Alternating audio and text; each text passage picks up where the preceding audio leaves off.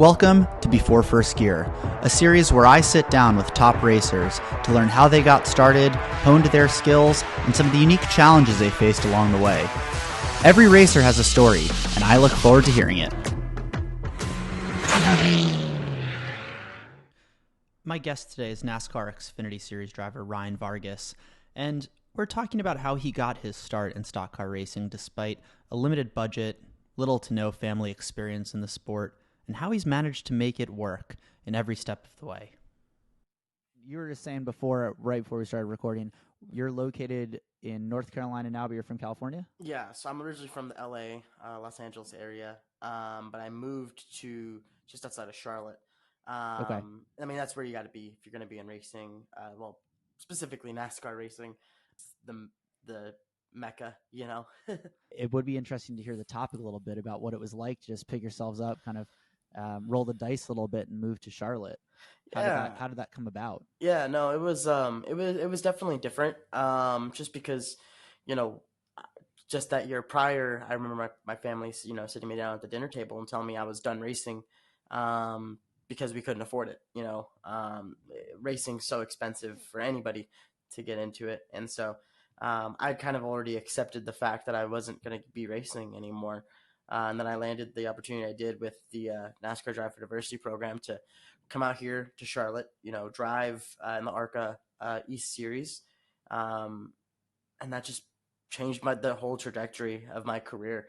I went from, like I said, not knowing what I was doing next to suddenly being able to uproot my life and go across the country. And I mean, you were mentioning marketing before. I mean, you've done a great job. That's, I actually first learned about you at TikTok when you got a sponsorship for, I think it was a few races at the time. Yep. I think that was awesome, man. Yeah. That got quite a lot of PR. It did. And funny enough, that was my first, big sponsor. I had a few small sponsors here and there, which, I mean, every sponsor's equally as important, you know what I mean, in my eyes, but nothing on the scale of that, right? Nothing, to the quite obviously, the publicity wise, but also just the sheer, amount of funds. We were able to put a lot of the resources where we needed to put them. At the time I was driving for JD Motorsports, and they're a smaller organization. They put a lot in, and to get what they can out of it. And so when we were able to put better motors in the cars, hire a Hendrick pit crew, get full allotment of tires. Like, people don't think about that. There's teams that show up to race day that don't have full allotments of tires. Just because they can't afford it. How's that work with so you said hire a Hendrick pit crew? Do you hire a pit crew for that race versus having, so Hendrick's just got a roster of guys ready to go? It's like I had no idea. It's like rent a pit crew for the weekend. In NASCAR, you rent pit crews a lot of the times. A lot of the teams do that. The only teams that really have their own are Gibbs, in Xfinity. In Xfinity, a lot of teams rent theirs out. RCR, I had no idea. Yeah. And like, obviously that comes with partnerships, right? Like, certain teams run RCR crews, some teams run Hendrick crews, some teams run Gibbs crews, some run Roush. It's, every team, and there's other companies that train pit crew members that you can rent from. So it's a very big expense that people don't think about. I mean, it's $6, $7, $8 a weekend to have those guys out there. I mean, that's huge. Yeah, huge, absolutely. Huge. So what's a set of tires run? 25. Actually, no, it went up. I think it's like $2,500-$2,600 for a set of tires, and you go through about 5 a race, 6 or 7 a weekend. So I mean, you're looking at a $15,000-$17,000 investment just in the tire money. And that's why whenever I'll have sponsors jump on board. Like I landed a sponsor, Williamsburg Contracting. That was a single race. He bought me a set of tires, and he was like, man, like, I wish I could do more. Like, this is just so last minute. I'm like, dude, like, you bought me a set of tires. That's probably going to be the difference in me running 31st and 21st. Like, just being realistic. I feel like that'd be like it's almost like a micro funding, sub $3,000 for a sponsorship. Like, I mean, hell, I'll get my name on your race car, maybe. Heck yeah, dude, we're open. One of the main things I want to understand from you is how you actually got to your first, say, Xfinity race. So it's like, the premise of what we're looking at is how did you learn how to do what you're doing, and how did you really get your feet wet in this? So, I was doing a little research on you. You were starting in some smaller cars, I guess, out in California. What was the first thing you drove? Were you in karting? Where did you start? No, so I drove Bandoleros. They're little, I'd say third scale size race cars. They run 30 horsepower Briggs and Stratton lawnmower motors.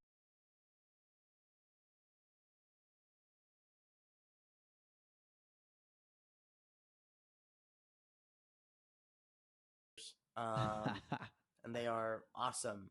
I recommend it for any young kid trying to get into racing, and for any family really. I mean, it's in the grand scheme of auto racing. There's it's on the level of being affordable, right? Sure. Anything in racing is expensive, but in the grand scheme, it is relatively on the affordable side. Did that for 3 years. How old were you at that point? I started when I was 11, finished when I was 14, Okay. and I did. So I ran that for 3 years. Got the California state title all 3 years. I think I won 70 something races. Wow. Tied for the national title in 2014, and that was when my family and I, we kind of knew it was like, all right, it's time to move up. And And with the Bandoleros, when you first started, when you're whatever 11 years old, was that like, all right, when he was 8, when 7 years old, you just wanted cars, yep. races? What made you get into that? How does one even get a Bandolero car? So funny enough, the way we got my Bandolero was because we went to our local home track, Irwindale Speedway, and we're walking down the autograph session, me and my dad, and I see one of my recess aides from my elementary school there, and I'm like, what the heck are you doing here? Like, you exist outside of school? This is weird. Um, and she's like, oh well, my son races. We're actually trying to sell our car, and I looked directly at my dad, and he was not excited to hear that because he knew it wasn't going to be cheap. So, funny enough, about 2 or 3 months later, we end up doing a test at Orange Show Speedway in San Bernardino. And my very first lap in the car, I slammed into the fence so hard, destroyed the car. Oh no. Yeah, my very first lap in a race car, I crashed. A lot of people don't know that, and a lot of people would like hide that. I don't care. I mean, I've made it this far. I feel like it's funny enough. I think it's just a funny story to think about. Like, yeah, my first lap in a race car, I crashed. And it's because I didn't Did know. I didn't know. Well, I was gonna say, okay, so you get out first lap. Yeah, You don't know how hard to hit the brakes at that point. You're no. probably just Yeah, I throttle was to 10 the years old. floor. I was 10 years old. I had no idea what I was doing. I was just like, I want to try it. I want to do this, and I pounded the wall. Thankfully the car was able to be fixed, and we were actually able to do more testing throughout the day. And um, my parents were very much telling me, back it down, slow down, keep it under the speed so you could just experience the car. And I ended the day feeling very good behind the wheel. And I remember on the drive home, my mom and dad were in the car, and they told me, they said, look, this is a 45-minute drive to get home. You have this whole drive to decide what you do. We're either gonna go karting with your buddies every so often, so you can scratch that itch, and you'll just go to school, do normal things, play, whatever sports you want to play, and you know, so be it. We'll put this behind us, or we'll do this. But if we do this, we're actually going to take it very seriously. We're going to make sure that you actually win races and become a champion. We're not going to do this half-assed. And they said, you have 45 minutes to figure this out. Let us know what you think. And about 5 minutes into the drive, I decided I wanted to race. And you said your mom, all right? So Ryan's 11 years old at this point, 10 years old, and your mom is actually very supportive of this at that point. Mm-hmm. Yeah, she was Yeah. scared, Yeah. obviously. I mean, because she didn't like the idea of me driving a race car. Like Yeah. it's scary. When you're not even of age to drive a car on the street and you're driving 50, 60 miles an hour. That's scary. Yeah. And that was a big thing for her to kind of get over too. But she always was really supportive, and I'm very thankful to have had very supportive parents who believe in me. And I think for the longest time, I would say from the time I was 15 up until then, it was more of just like, we're going to just keep doing this and see, where this goes. We didn't see it as like an actual opportunity because we didn't know the first thing of what we were doing. I went from bandoleros to street stocks because we couldn't afford to drive a legend car. We couldn't afford it. Everybody goes from bandoleros to legends cars. We couldn't, because I couldn't afford Yeah. it. I mean, I'll have to pop some photos on of the difference between a bandolero, a legend, and a street stock. yeah, Because frankly, I couldn't even tell you the difference between a legend and a street stock. The legend's kind of the older, the yeah. So 1920s looking things. yeah, they're right? they're modeled after the old Ford coupes, Yeah. and they run Yamaha motors, and they're great learning tools. They are fantastic learning tools. If people can afford to do it, absolutely, please do it. But at the end of the day, it's just so expensive, especially if you want to be fast. Versus Sure. street stocks, you buy a car. You just buy whoever's, selling their car. You buy the car from them, and you service it yourself, and you do your own thing. And parts are readily available at AutoZone. It's cheap. So And was your dad somewhat mechanically no, inclined then? That nope. Okay. No, not at all. He didn't know anything about cars, really. I mean, he knew about like general, about Sure, cars, but sure. he didn't know how to set up a race car and make it go Yeah, fast. back that up just in case he hears that, right? Yeah, So, he didn't know how to make a car go fast though. But Yeah. now, I mean, people call him to set up their Bandolero race cars. that's awesome. Like he didn't like once we got to the street stocks, he kind of was like, all right, I put my hands up. I don't know what I'm doing. Yeah. And we brought in some people to help us, thankfully, and we had some very generous people who helped us, for just because I wanted to. But like I said, people still call my dad to set up their Bandolero race cars because his setups now, like I said, I won, 50, 60, 70 some odd races, tied for the national title, X amount of track championships and, state championships. But, his setups, I think they have like 10 track records, another dozen track championships, another It's awesome, 100 man. wins without me driving them. Yeah. Like his car, like he has set up race cars that have gone fast, and I don't Sure. know how he does it, but he has. But yeah, like I said, backtracking here, I was 14. I moved up to a street stock, and I think the next youngest guy was in his mid 20s. So it was a bit of a culture shock for me. But So once you make that move, all right, so you do four-ish years in the bandoleros. At what point did someone sit you down and say, this is the fastest way to take the radius of the track? Here's what a racing line looks like. Here's how you draft. How did you actually start learning how to do this? So it was a lot of trial by fire, I think. I mean, I learned a lot about keeping momentum up in a race car because of the bandoleros, because they have such little power. So you really have to throw those little race cars around, and if you're going to be fast, you have to drive the snot out of it. It's a very fun and good tool to kind of have that kind of opportunity. So when I got into the street stock, street stocks are really heavy. They don't have a lot of horsepower either. Very minimal horsepower. So, when I went into that, I had to learn kind of on the fly, like, okay, this is how you drive a street stock. You use a little bit more brake. You set the nose of the race car. You turn off the nose of the car versus the bandolero. You're turning off the rear. And that was a big adjustment for me. My first street stock race, I sucked. It was horrible. But then my second time in the car, it was like a light switch. It was like, oh, okay, I feel it in the wheel. Like I feel, I actually have the weight of the race car. I feel that. And after that first race, I think I finished outside of the top 5 maybe once the rest of the next year. What's like, give me a range, give me a price range of getting into this. If I wanted to go race in next summer. Yeah. You're looking at anywhere from 10, 15, 20K roughly. I mean, Per car? Per car. I mean, and then operating expenses of a couple grand a I'm weekend. including that for the most part. I mean, you could probably buy a car for about 15 and then spend another 5 to 10 in operating expense. And if it's good, you could probably sell it and make that money back. I mean, in motorsport terms, that's nothing, man. Right? Yeah, that's a great deal. Yeah, which it was a big bullet for us to bite there. In racing. Sure. We didn't know what we were doing. We bought this car for not cheap. I mean, it's still a year of college, right? I mean, that's and that's how your dad's looking at it, probably, right? Exactly. So. I mean, that's pretty much it. And but hope this works. Yeah, hope this works. And like I said, fortunately, it did. Ran that for a year. Had a team owner see me. The team owner said, like, do you want to drive my car? There was a NASCAR super late model, which these things have 525 horsepower now.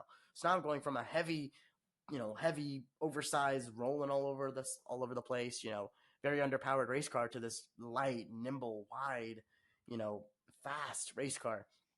And I was like, okay, let's do it.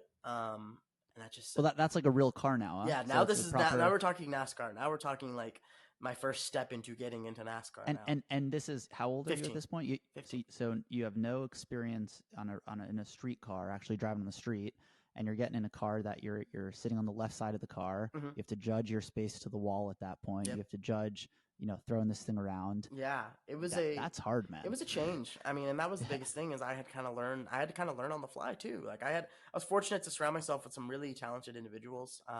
Ryan Partridge was a really good driver out on the West Coast, and he helped me out a lot. And I was just able to lean on some of these guys and just do a lot of trial by fire, I would say. I remember though, like I think it was my third or fourth race, I ended up finishing second. So that was one thing that was really interesting about my career is everything that I jumped into up until I moved onto onto the East Coast. I was able to kind of pick it up pretty decently, which was good. It felt really good. It felt good to be well, like that. let me toss this out there then. I'm sitting in New York right now, so West Coast, East Coast, I don't know which is better, but did you find that there's more talented drivers as you're getting closer to Charlotte, North Carolina, and kind of the hotbed of NASCAR? I mean, it was a bit of that. There's the field in Charlotte. I mean, like I said, this is where everybody is, right? This is, I mean, you go to the West Coast, there's probably about 4 or 5 cars that can win, at a local short track, with in a 15, 20 car field. But you come out here, in that same 20 car field, 15 of them can win. And I think that's a setup perspective, or that's from mix talent of and driver, setup, talent, setup. Okay. talent and setup. Okay. And that was that was a bit of a shock. I hadn't driven the type of cars that I was getting into either. So I was hopping into series that had very talented individuals, people who had been doing this their whole life. Like I started when I was 11, which, is young, but there were so many people who started when they were 5 or 6, getting into racing. And so they had been doing this longer than I had been doing by double. And so, I was getting out there racing against some of these guys, and I remember my first year out here, I struggled a little bit. We had a respectable year, but nothing crazy. So that was the first time you were in a proper. It's not really a race car, but just a bigger, more powerful race car at that point. What was it like to actually step into the next step above that, which is the actual Xfinity car? Yeah, so kind of the interesting story about all that is, like I mentioned, I came out here to the East Coast. I ran that ARCA East schedule, and I felt I did well enough to get myself a seat, for the next season. I'd beat my teammate in points. I learned there was obvious progression from beginning of season to the end, and I felt good. You know what I mean? I felt good behind the wheel. I wish some things could have gone differently, but unfortunately, I didn't get that seat again. They actually downsized from a 3-car group to a 2-car team, and because I was the newer guy, they went with the other drivers. It's business. I'm not holding that against them by any means. But in that same token, I was 18 years old now, living across the country by myself, no source of income, nothing on the table for the year after. I had to try and figure out what my next step was because I thought I was done. I straight up, like, that was, I remember getting that call and being in my living room in my apartment and just crying because I was like, I don't know what I'm doing.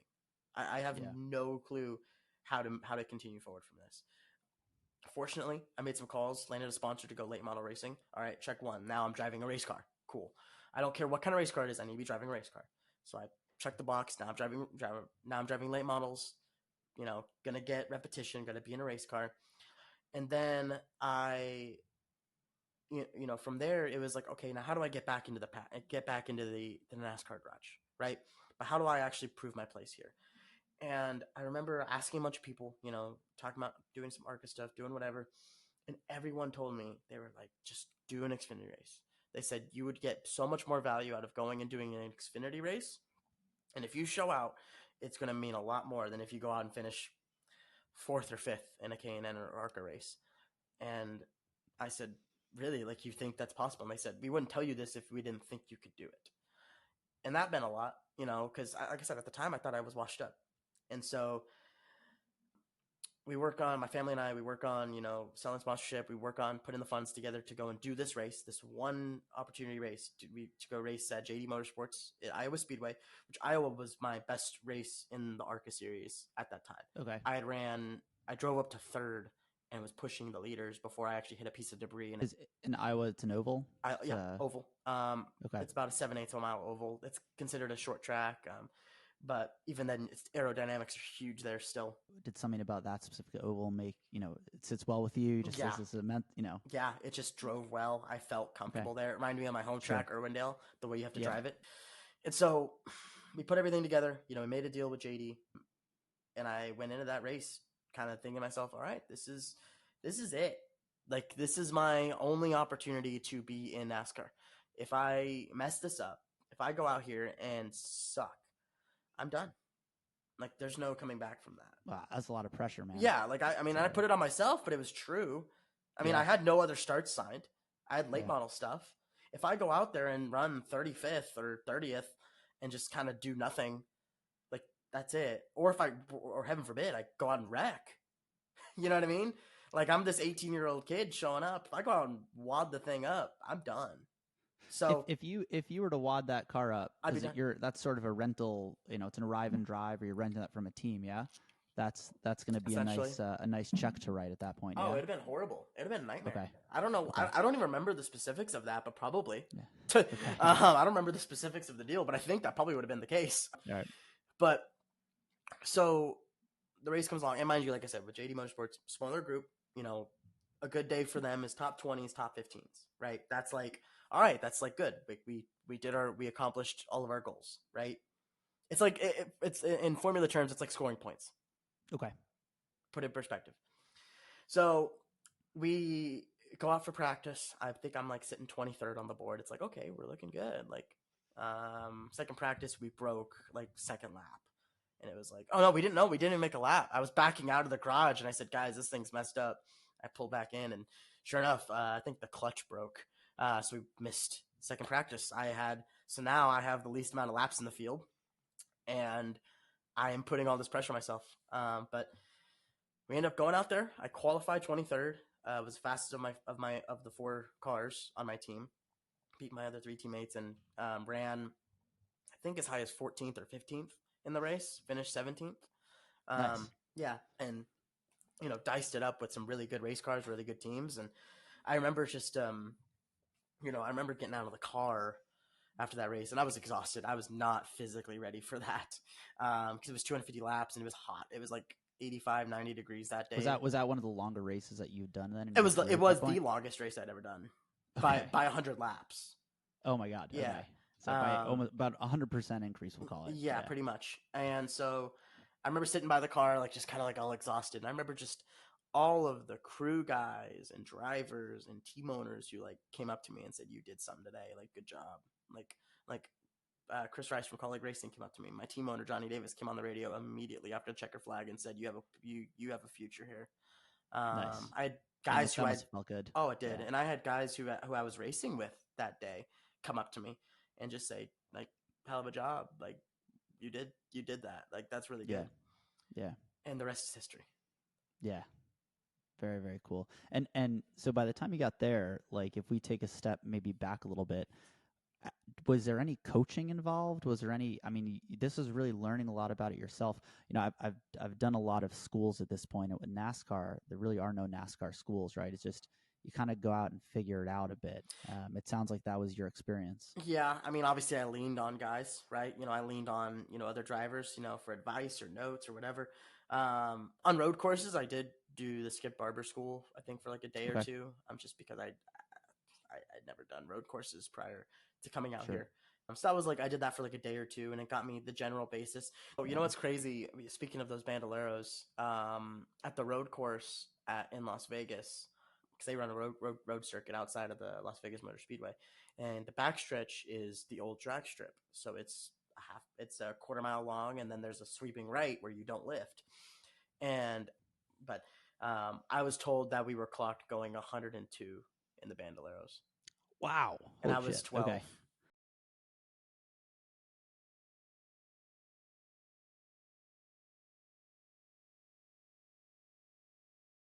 Wow. So that's awesome. Yeah, that was fun. That's awesome. That's very cool. And I firmly believe it because it felt like we were hauling ass. You're probably doing 45. No one told No, you, but no, I'd done 45. That wasn't are you on 45. Are you on slick tires on those? They do now, but at the Yeah. time they Okay. were grooved. Okay. Yeah. Okay. Very cool. So then with road courses, because I mean, like, when you're on ovals, there's some technicality involved, right? There's some technique, A there's lot. understanding some physics. When you get onto a road course, though, this is a whole other beast in itself. So, I mean, a day or two at Skip is one thing, but then, I mean, this is quite a learning process for you, yeah? Yeah, I mean, it's funny enough. I feel more comfortable on road courses now Okay. than some ovals. Like plain and simple. I actually feel really good on road courses. When I went to Germany and Belgium earlier this year, and I ran those races, I felt confident. I remember calling my mom and telling her like I feel like I got my mojo back.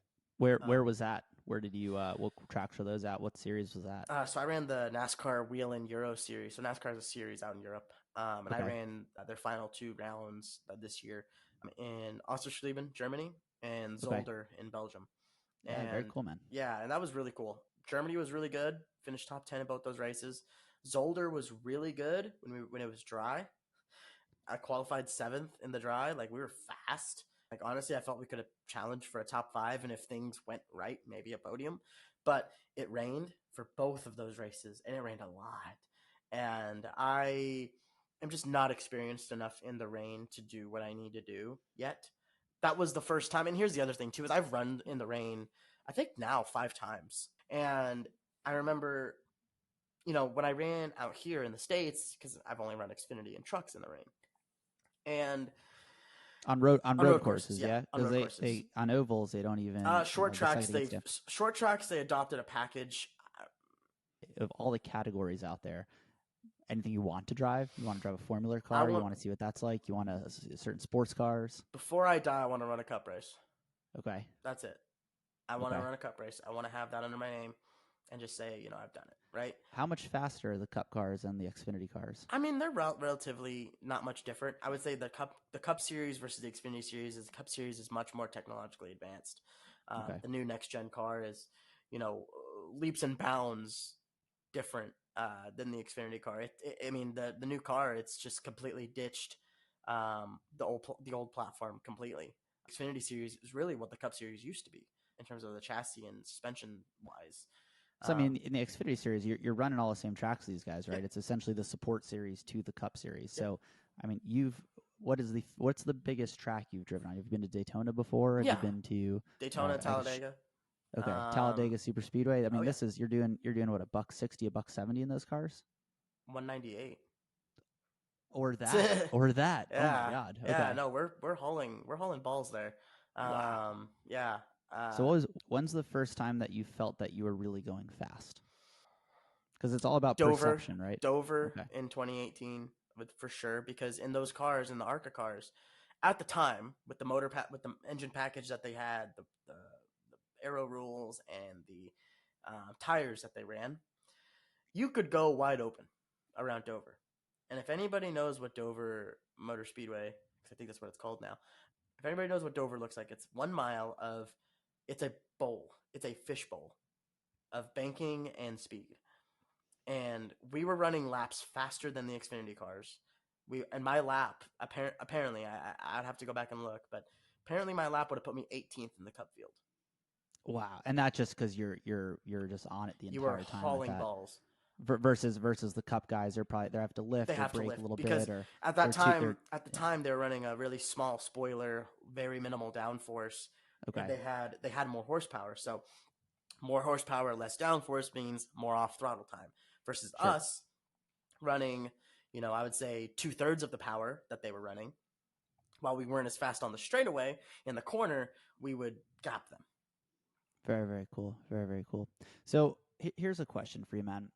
Do you think that if you were 11-year-old Ryan in the Bandoleros today, that your career progression would be different? Do you think it'd be harder, easier? Do you think that, social media, would this have made it easier now, harder? Is there more competition? Costs are a lot higher now. I think it would have been harder.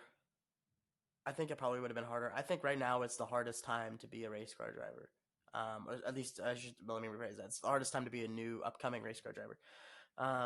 Because there's just so much money involved, so much money in the field.